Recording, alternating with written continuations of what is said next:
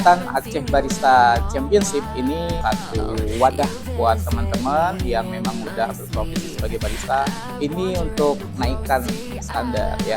Karena dengan kompetisi ini dari Amanah mendatangkan juri-juri dari luar Aceh yang mereka sudah berpengalaman di bidangnya dan membawa standar yang ada di luar Aceh, dan harapan kita teman-teman itu bisa upgrade standarnya.